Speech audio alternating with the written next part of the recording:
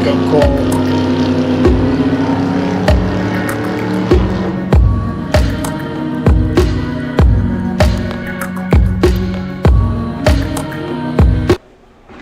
Don't you love when your guest doesn't know that he can be heard?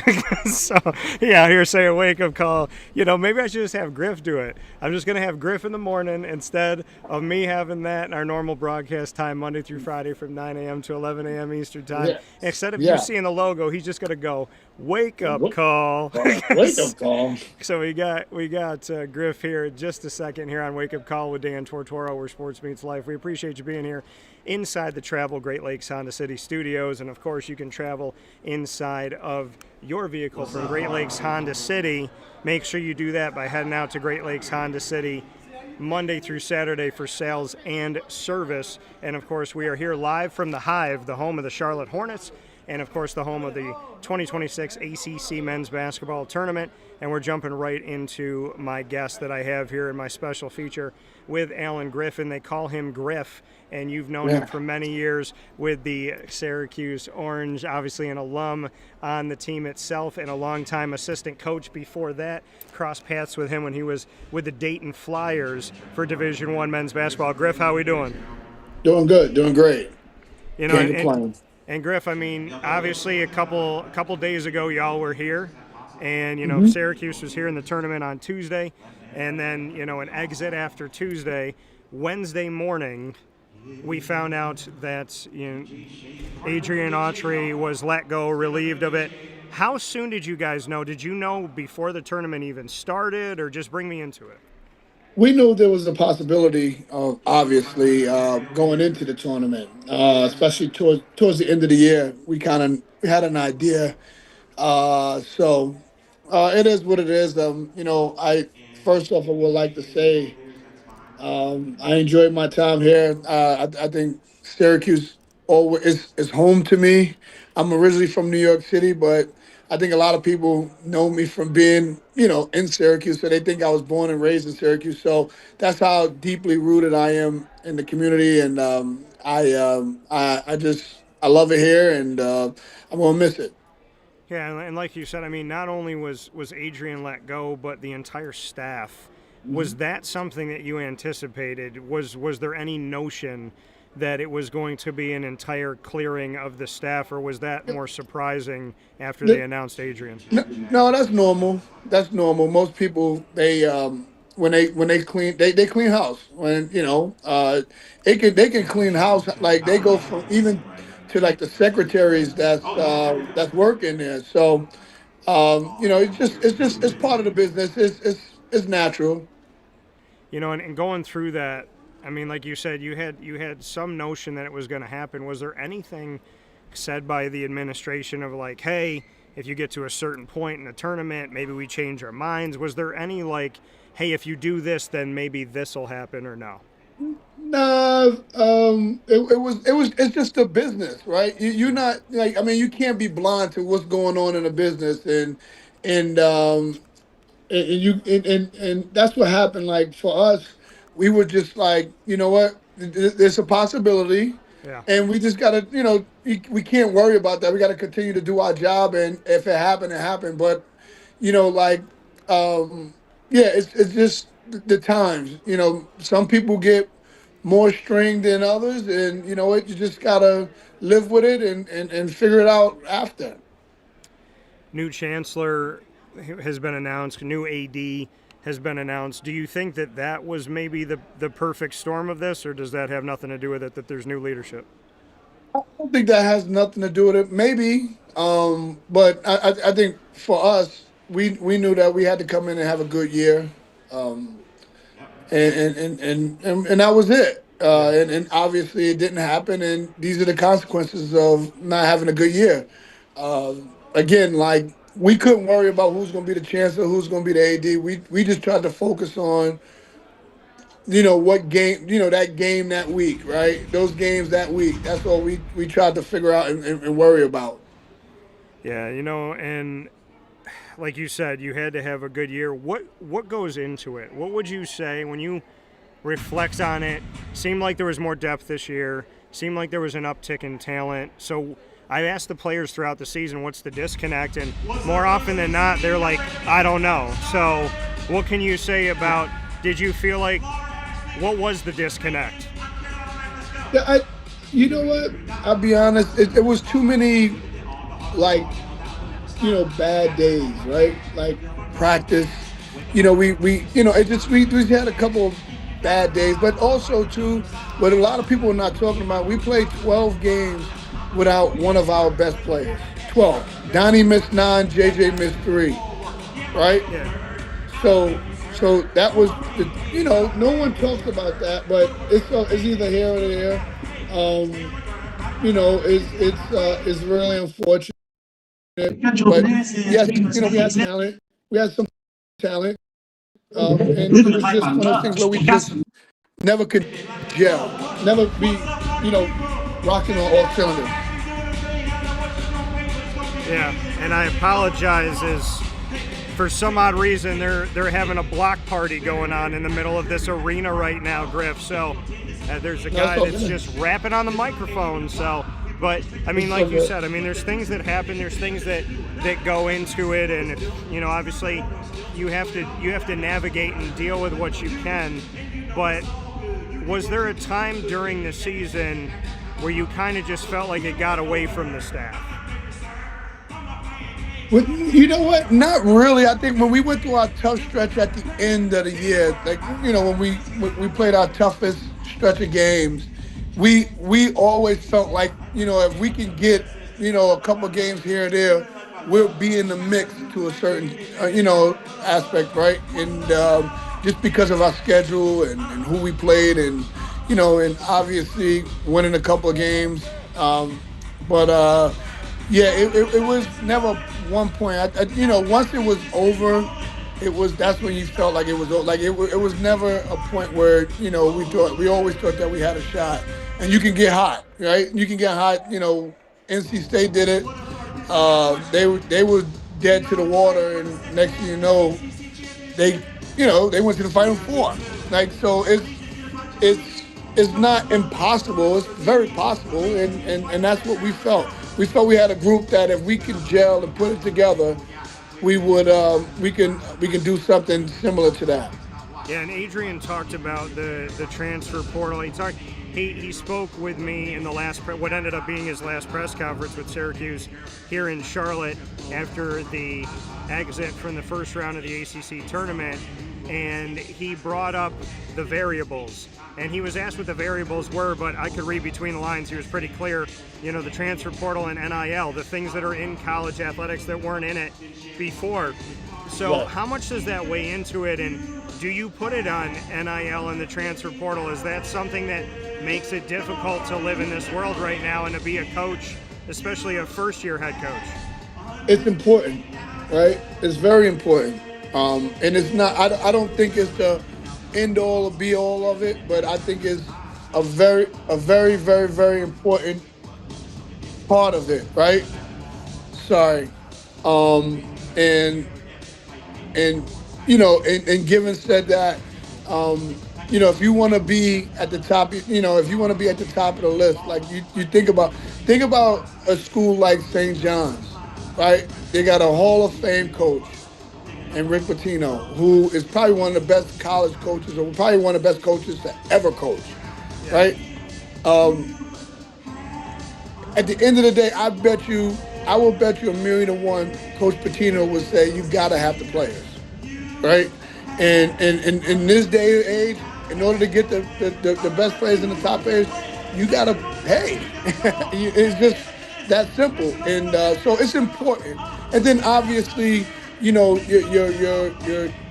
obviously Adrian's leaderships, has to come about when you get those players. So I think it's one of those things where you got to kind of get it right, and the resources got to be there. But that's not the only reason. You know what I mean? Like I wouldn't say that, but it's an important reason, right? Yeah. And I mean, does Syracuse have the resources? You've been there, you've seen it. From when NIL came in and the transfer portal came in, you we're at Syracuse in the transition to all of that stuff in collegiate athletics. Do you think Syracuse can hang? Do they have Yeah, what they need? I think so. I think so. I don't know all that stuff. The one thing the one thing Adrian Coach Autry did was keep us as assistants out of that side of it as much in terms of like the money and dealing with NIL because we had Alex Klein and that was a big part of his job. So Alex, was dealing with that side of it, and for us, we uh, um, we just tried to coach. But Yeah. yeah, I think if with Coach, I mean with John Wow had put out his statement with the new AD coming out and listening to him, obviously they're gonna make a huge commitment to basketball, and that's what Syracuse need, and it's gonna be a big deal. It's a big deal to them, and like I say this, Dan, I am a Syracuse alum. I am a graduate. I worked here for forever. So I want the university to be good, right? I want them to be great. And just because I'm not here, that don't mean like I want them to be great. So I'm going to be very supportive of the next person who gets this job and not, because again, like I live and breathe Orange. Yeah, like you said, I mean, you're going to be supportive. You're going to be here. You care about this university. I mean, how do you deal with this news? I mean, a head coach gets let go. They clean house of the staff. You were on Boeheim's staff. You were on Adrian's staff.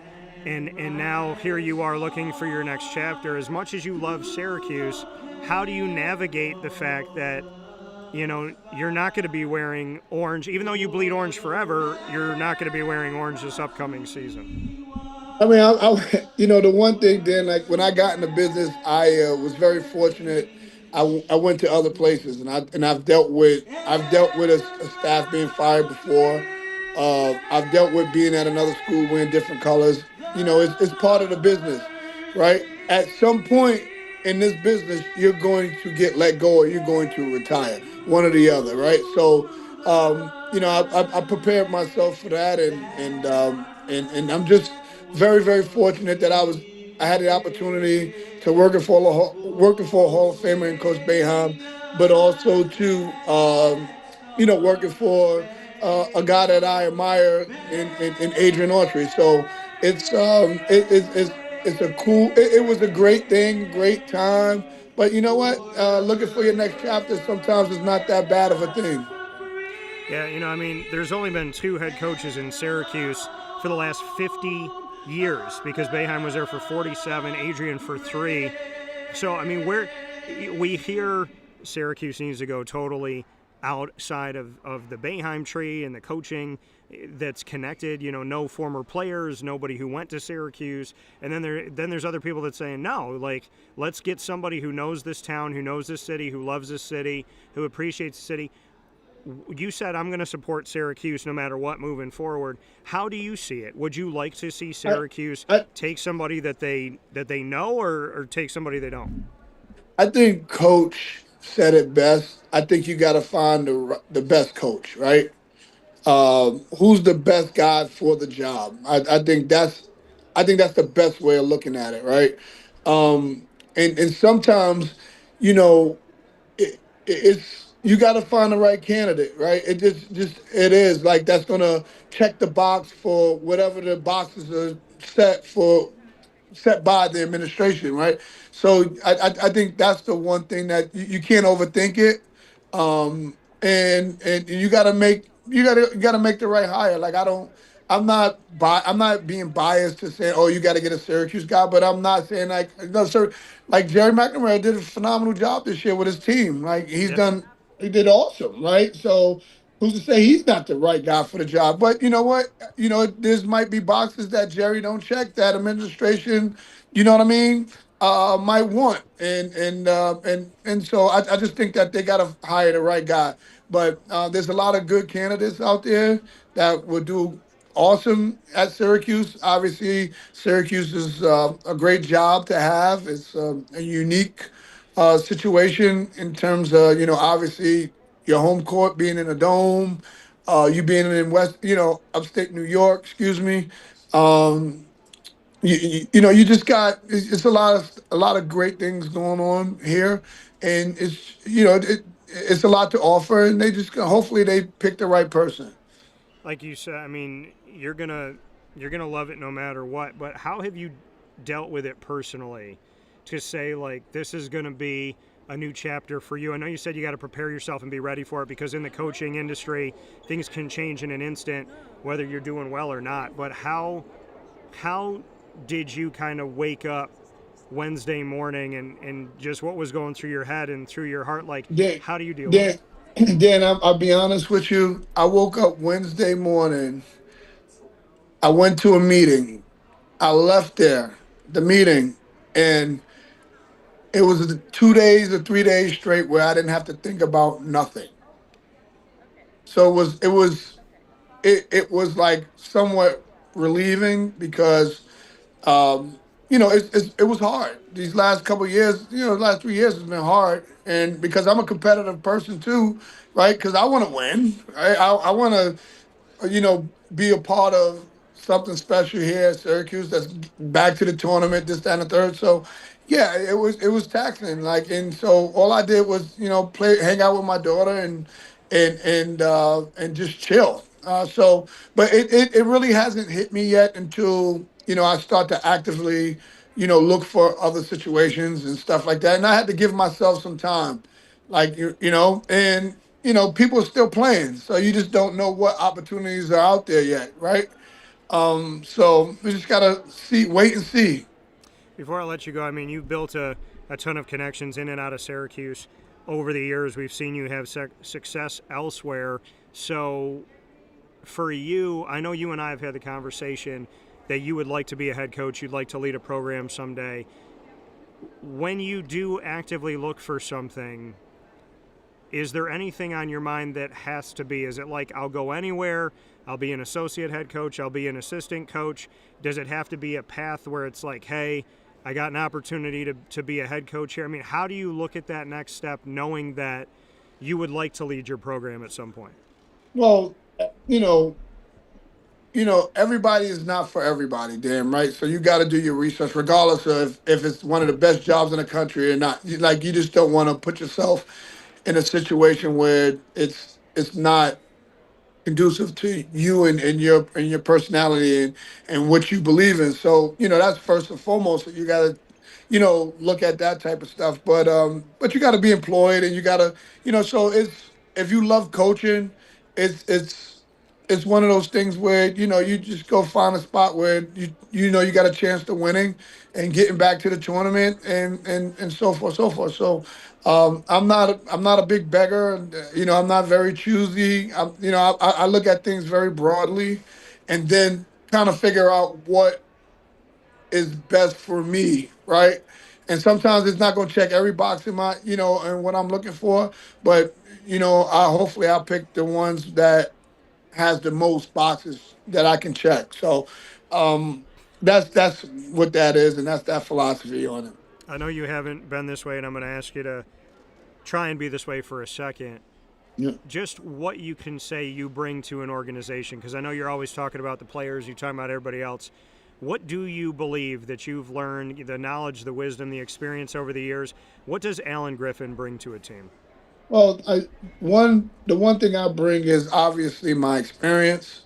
I've experienced every level in college basketball, pretty much, right? I just didn't wake up and became a high major assistant coach, right? I started, small Division 1 and worked my way up. So the experience is that I think uh, my relationship with the kids, I'm very fair. I'm a very fair guy, right? And then I always want the best for the kids. So whatever I can do to help any young man get to where they need to get to, or help them get over anything, that's what I'm about. And then obviously knowing basketball, playing basketball, knowing the game, and up to speed on how the game is being played, right? That's a big thing.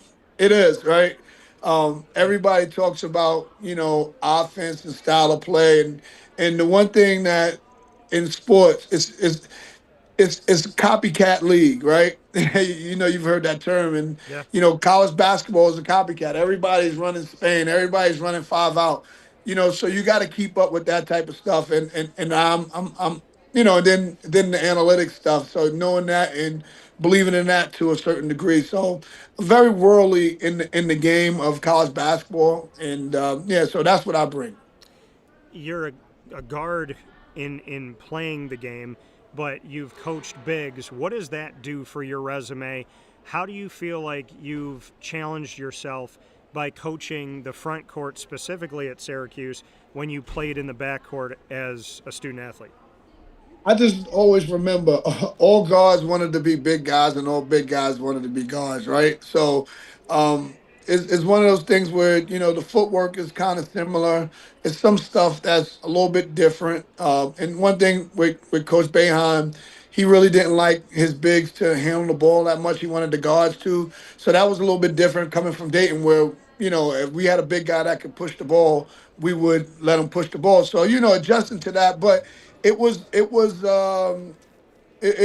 a great thing, and it gave me a lot more experience within a team, and yeah, so it was awesome.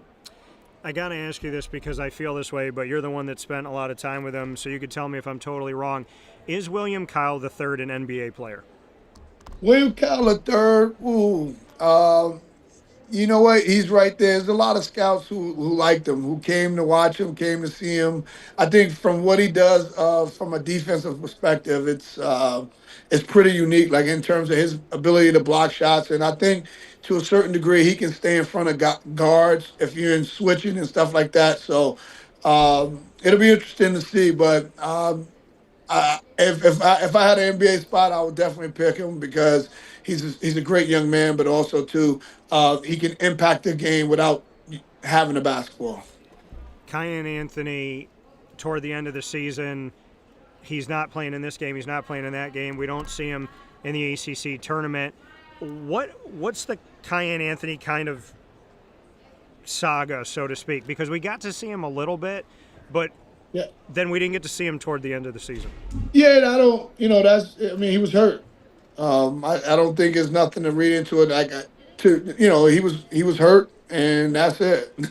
Yeah.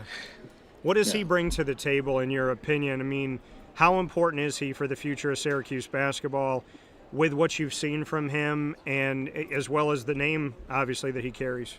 Yeah, obviously, to speak on the name is royalty here at Syracuse, right? And in basketball, period. Obviously, with his dad going to the Hall of Fame, it's important. But I also think and know like, the one thing Kai and his team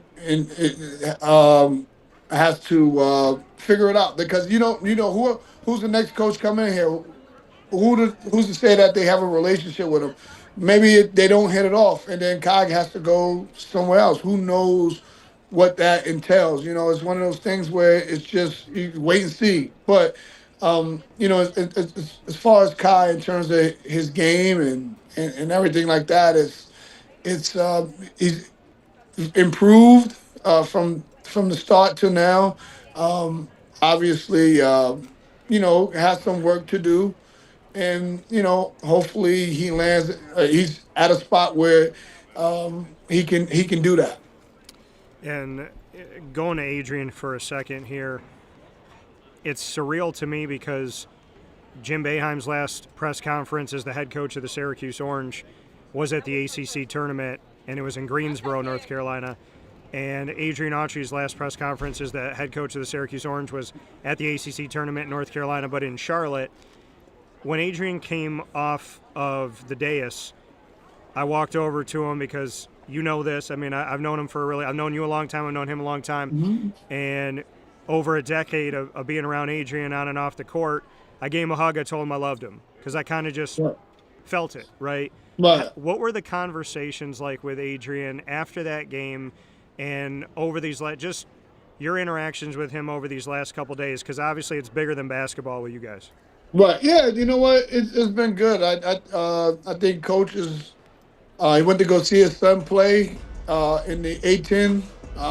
Spent some family time, and he's going to take a little vacation and just try to figure out what's the next part of his life. But like he's, again, because our relationship is bigger than basketball, like it's like nothing. It's no different, right? And we reflect on some things and that's stuff that that's confident, you know, to the both of us.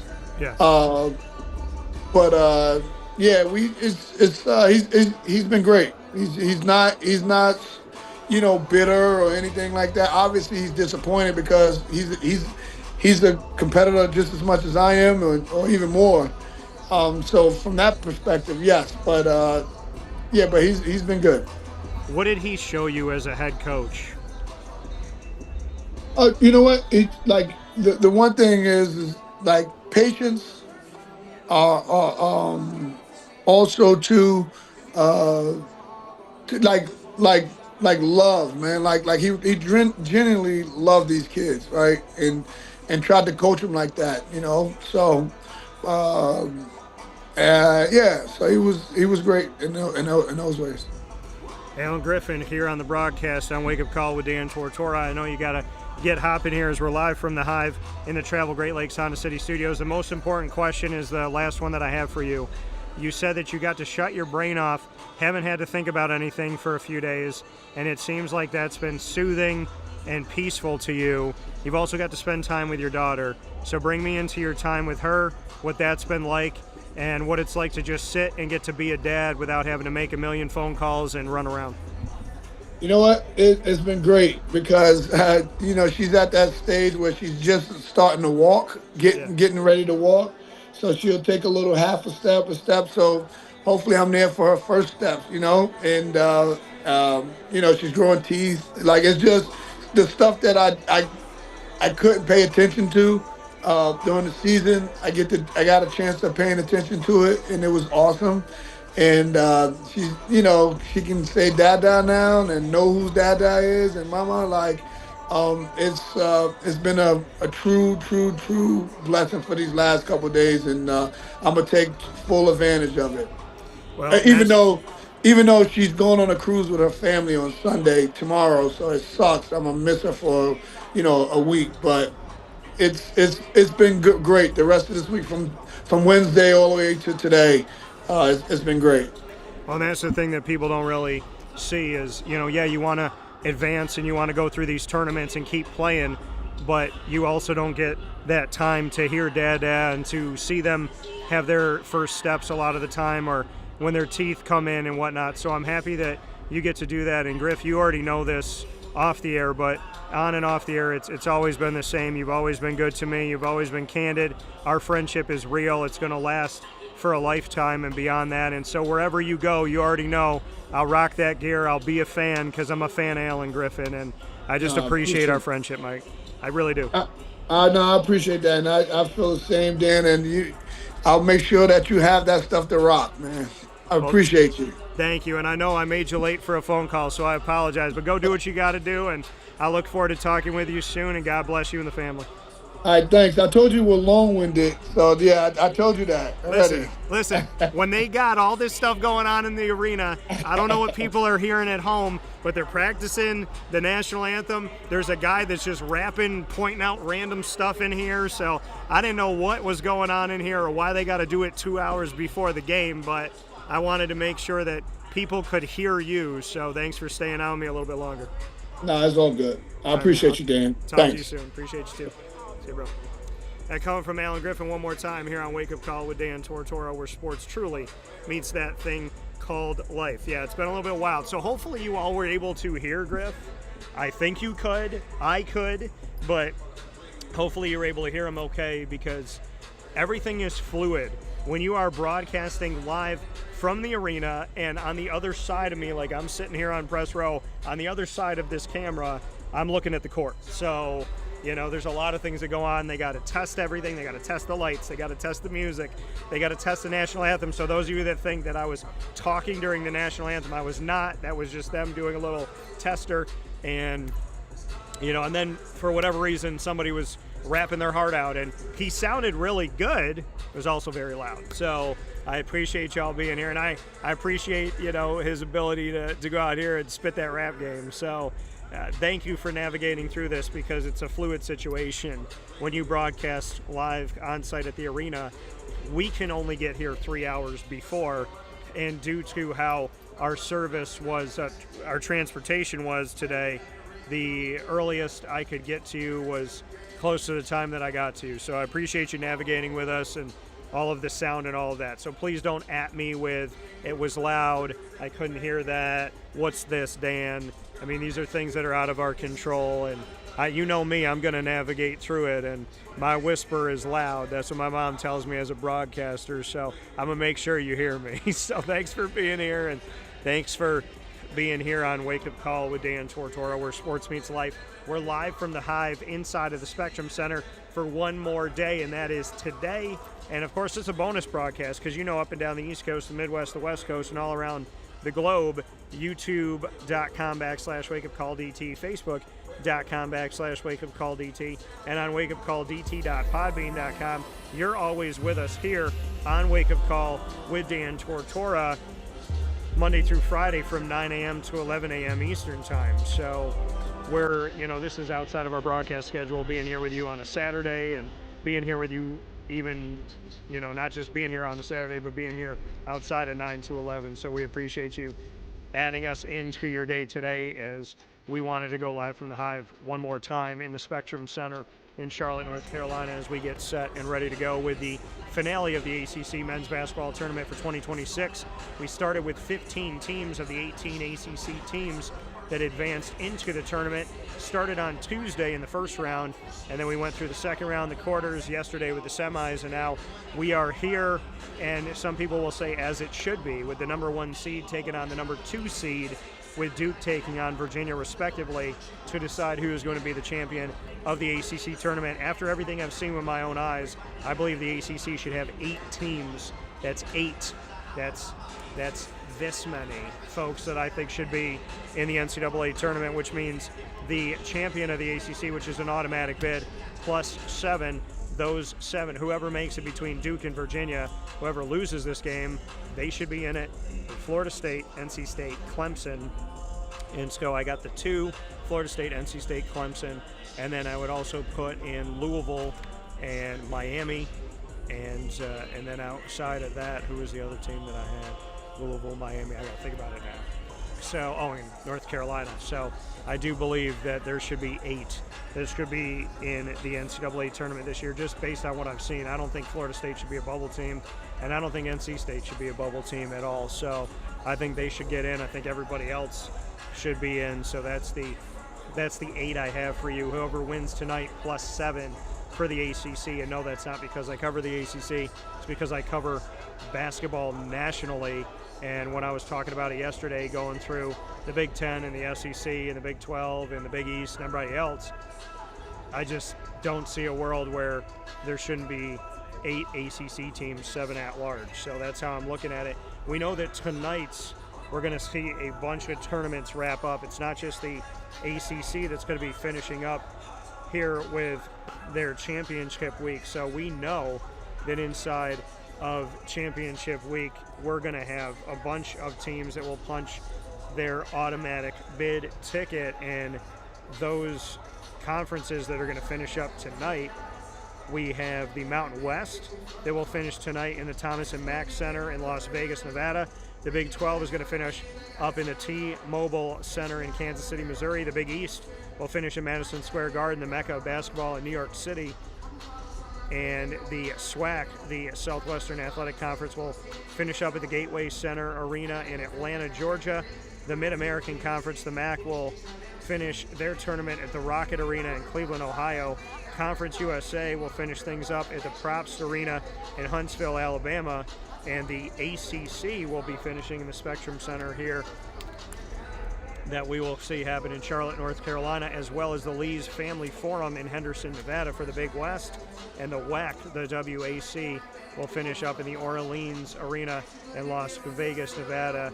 And then tomorrow on Selection Sunday, before Selection Sunday happens, the Ivy League will finish things up at the Newman Arena at Bartels Hall in Ithaca, New York.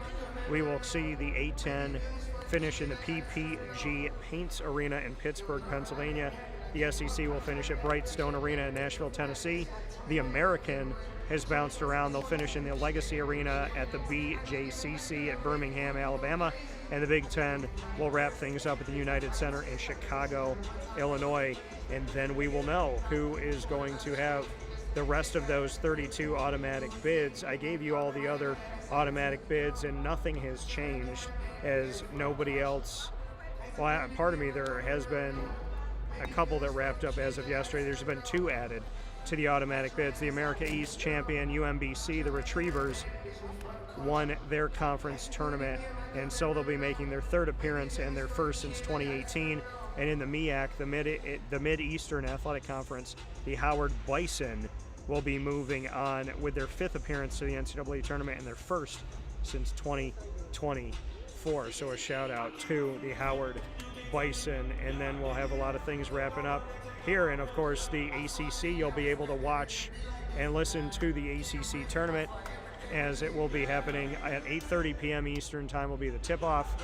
And so sometime after 10 p.m. Eastern time, we'll know the ACC champion between Duke and Virginia from Charlotte, North Carolina, and that'll be happening on ESPN and obviously the ESPN app. So make sure that you're paying close attention to what's going on there. And that's what it looks like. We got some games being played right now. Arizona's taking on Houston, currently in a close matchup that is still in the first half. And to give you some updates for those of you who are watching and listening live of what we have going on, Houston and Arizona. UConn is playing St. John's in the Big East. St. John's has a mega lead on UConn, 23-9 at the time that we're conversating here today. And Arkansas defeated Ole Miss 93-90, 17th ranked team in the nation, Arkansas, over unranked Ole Miss in the SEC. And then in the Big Ten, we've had number 3 Michigan defeating 23 ranked Wisconsin 68-63. Vanderbilt in the SEC took down Florida. That's an upset for 22 ranked Vanderbilt over 4th ranked Florida. Keep in mind, Florida's been talked about as a 2 seed, could be a 1 seed if they were to win the SEC. But the thing that I'm looking at with Florida is they've played 3 other teams that are projected to potentially be number 1 seeds in Duke, UConn, and Arizona, and they've lost to every single one of them. So I didn't see Florida as a 1 seed in the NCAA tournament. Now I definitely don't see that happening, as they will not advance to the SEC championship game after losing in the semis to Vanderbilt. And Purdue took down UCLA. Purdue ranked 18th in the country, defeated an unranked UCLA 73-66. Taking a look at the men's basketball side of things. So that's what it looks like here as we are live from the Spectrum Center. Wake Up Call live from the Hive here on Wake Up Call inside of the Travel Great Lakes Honda City studios. I want to thank Great Lakes Honda City for being our exclusive studio partner when we're on the road and when we're home. And you can find them on 7140 Henry Clay Boulevard in Liverpool, New York.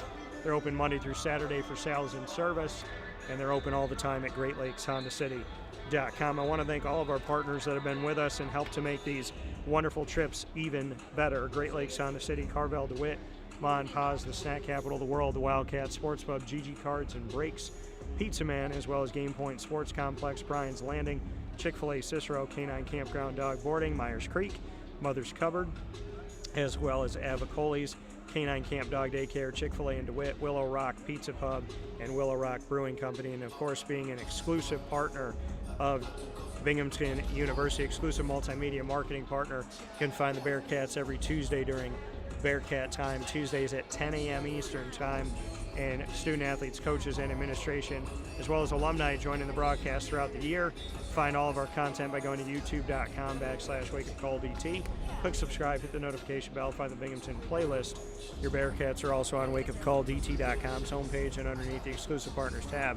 For more information, go to binghamtonbearcats.com, and as always, go Bearcats. So I want to thank you all for tuning in to this broadcast of Wake Up Call with Dan Tortora and having some fun with us here where sports meets that thing called life. Cannot thank you enough for being here with us as we have been broadcasting throughout the week from the Spectrum Center and what I'm calling live from the Hive, as this is the home of the Charlotte Hornets, and I'm a proud Charlotte Hornet fan growing up as a kid with the Kendall Gill, Alonzo Mourning, Muggsy Bogues era of the Charlotte Hornets. And I was actually here when the Hornets had their first game back as an NBA team, when they lost the Hornets, became the Bobcats. When they went back to being the Charlotte Hornets, I was in this arena to see the Hive and be at the first game back for the Charlotte Hornets. So I got to make some history here with the Hornets and got a commemorative ticket of their first game back being the Hornets here in Charlotte in the Spectrum Center. So cool to be here making history this year, going live from the Hive after I got to make history in being here when the Charlotte Hornets returned to Charlotte, North Carolina. So that's really cool, and just happy to be here with you inside these Great Lakes Honda City studios. So yeah, we'll wrap things up tonight, and you can go to wakeupcalldt.com for all of my content, all my articles written throughout the tournament of every round of the ACC men's basketball tournament, as well as my ACC page. And you can go to wakeupcalldt.podbean.com to hear my interviews with the teams that have graced the stage here at the ACC tournament.